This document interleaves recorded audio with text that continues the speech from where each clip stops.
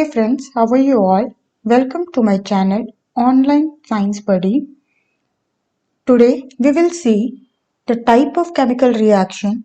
We already finished chemical changes, chemical equation and its significance. Besides that, I taught you how to balance the equation. Now in last lecture, we completed combination and decomposition reaction. आज हम लोग displacement और double displacement reaction को देखेंगे।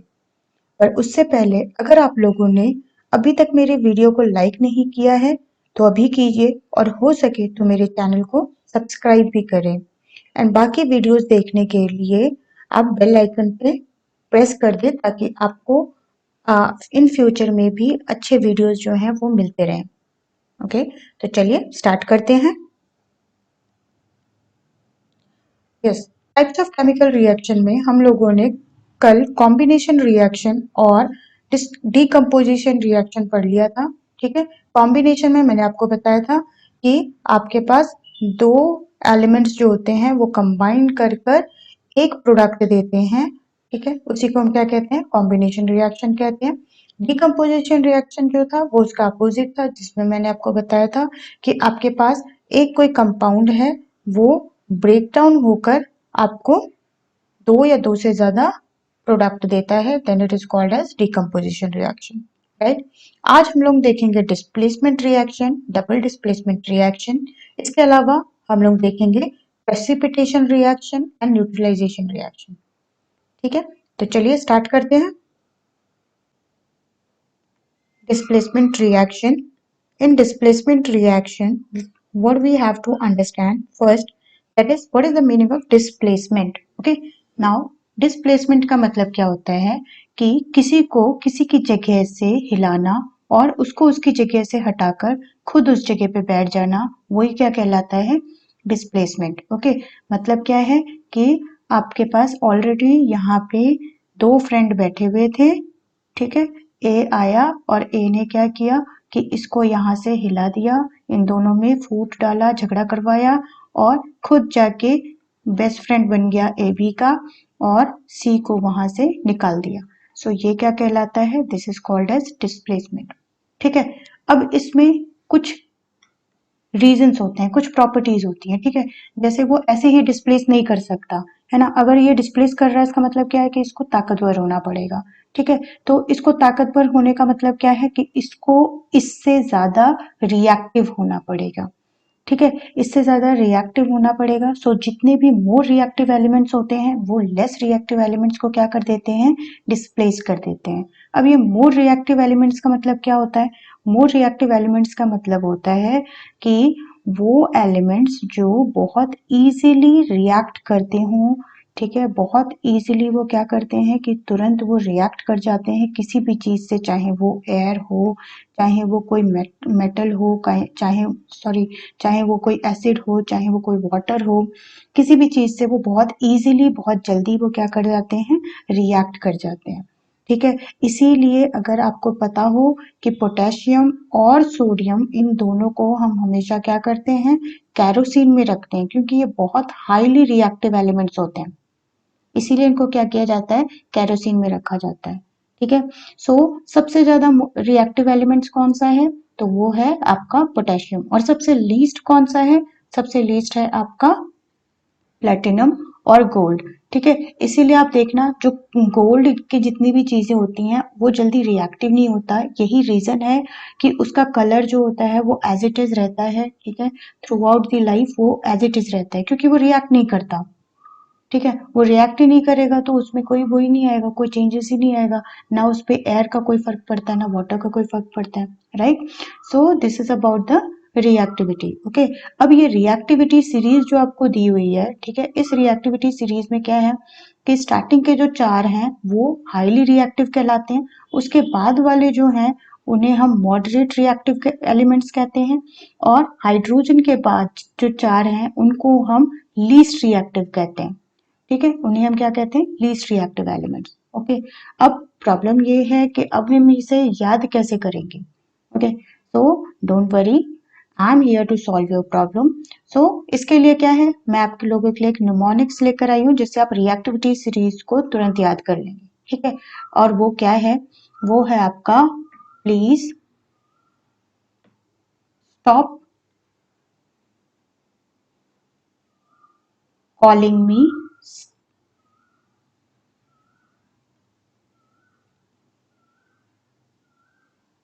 A cute zebra I, okay, इसके बाद ten का नहीं है, सीधे लेड का है। I like her call a smart goat. इसके थ्रू आप याद कर सकते हैं। ओके, सो आप इसमें देख सकते हैं कि सी और डी एक अच्छे दोस्त थे, जिसको ए ने क्या किया, उसने उसको डिस्प्लेस कर दिया और उसकी जगह पे वो खुद आ गया, और डी को उसने क्या किया, अलग कर दिया। ठीक है, सो यहाँ पे कुछ एग्जांपल्स दिए हुए हैं डिस्प्लेसमेंट रिएक्शंस के। ठीक है, तो जैसे Fe plus USO4, just see Fe जो है रिएक्टिविटी सीरीज में देखो वो ऊपर है, Cu जो है वो नीचे है, सो Fe क्या हुआ, मोर रिएक्टिव हुआ, तो ये क्या करेगा, ये Cu को यहाँ से डिस्प्लेस कर देगा, and your reaction will be FeSO4 plus Cu। Same way zinc जो है वो मोर रिएक्टिव है, तो zinc SO4 plus Cu। Pb जो है आप देखिए Pb भी Cu से ज्यादा रिएक्टिव है, सो Pb भी क्या करेगा, यहाँ पे PbCl2 बना के Cu को अलग कर देगा। सेम वे आपका K जो है वो भी क्या करेगा, KCl बना देगा और साथ में सोडियम अलग कर देगा। ठीक है, so this is about your displacement reaction. ठीक है, अगर आप लोगों को नहीं समझ आए प्लीज आप कमेंट सेक्शन में आप फिर मैसेज कीजिए, मैं इसको फिर से रिपीट कर दूंगी। ठीक है, नेक्स्ट है आपका डबल डिस्प्लेसमेंट रिएक्शन। ठीक है, अब इसमें क्या था कि पहले वाले में क्या था कि एक अकेला था, वो क्या कर रहा था कि दो दोस्तों में फूट डाल रहा था। ठीक है, लेकिन अब क्या है कि एक ये भी अपने बेस्ट फ्रेंड के साथ में है और ये भी अपने बेस्ट फ्रेंड के साथ में है।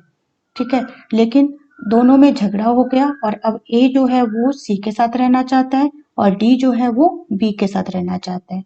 तो ये क्या हो गया, यहाँ से भी डिस्प्लेस कर रहा है और ये यहाँ से डिस्प्लेस कर रहा है, सो दोनों एक दूसरे को डिस्प्लेस कर रहे हैं, that is why this is called as double displacement reaction. ठीक है, इसे ही हम क्या कहते हैं, इसे हम कहते हैं डबल डिस्प्लेसमेंट रिएक्शन। ठीक है, अब हम डबल डिस्प्लेसमेंट रिएक्शन का भी थोड़ा सा पढ़ लेते हैं।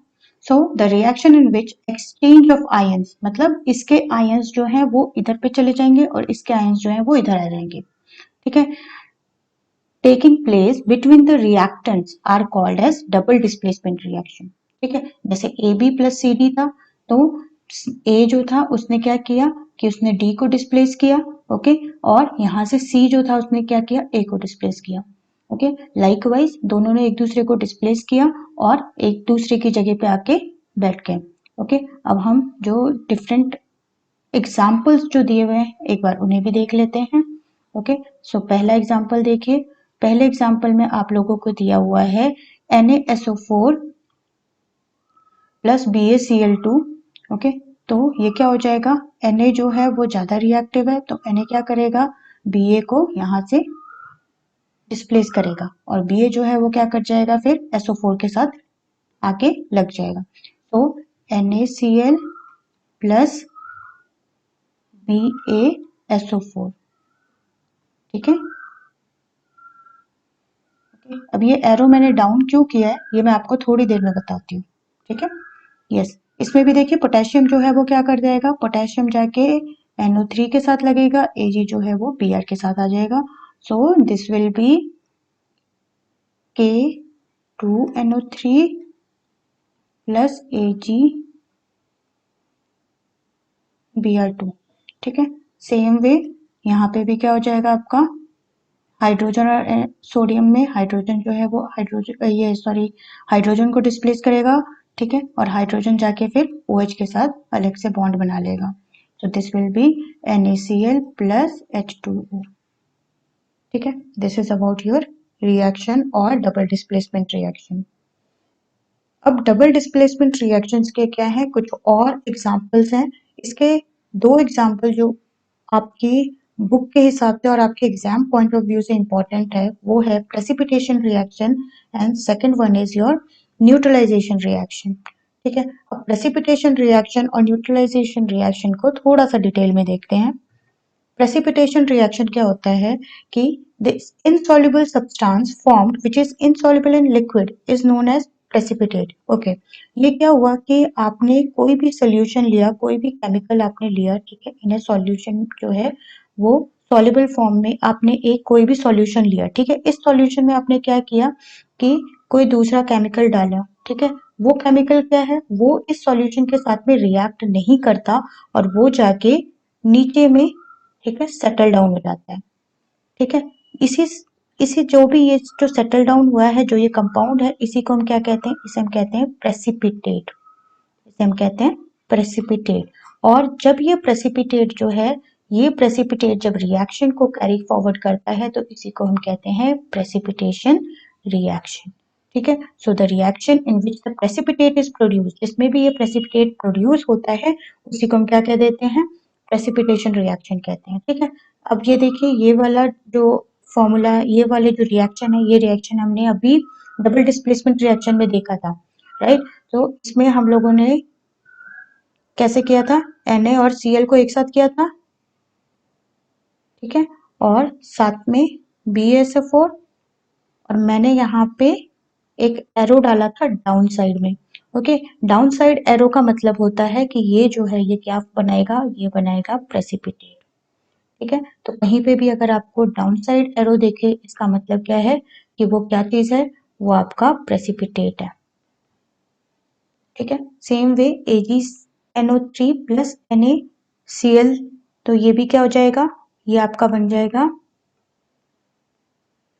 AgCl2 plus NaNO3। ठीक है, नेक्स्ट और आपका लास्ट जो रिएक्शन है वो है आपका न्यूट्रलाइजेशन रिएक्शन। ठीक है, इसमें क्या होता है, ये आप लोगों ने क्लास 7th में पढ़ा हुआ होगा।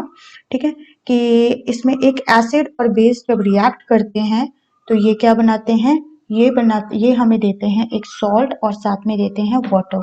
ओके, सो इस तरह के रिएक्शंस को हम क्या कहते हैं, इस तरह के रिएक्शन को हम कहते हैं न्यूट्रलाइजेशन रिएक्शन। ओके, क्योंकि ये क्या करते हैं, ये न्यूट्रलाइज कर देते हैं एक दूसरे के इफेक्ट को। ओके, मतलब ये है कि आपके पास जैसे NaOH है, ये एक स्ट्रॉन्ग बेस है, ये आपका क्या है, एक स्ट्रॉन्ग बेस है। ठीक है, और HCl जो है वो क्या है, वो आपका एक स्ट्रॉन्ग एसिड है।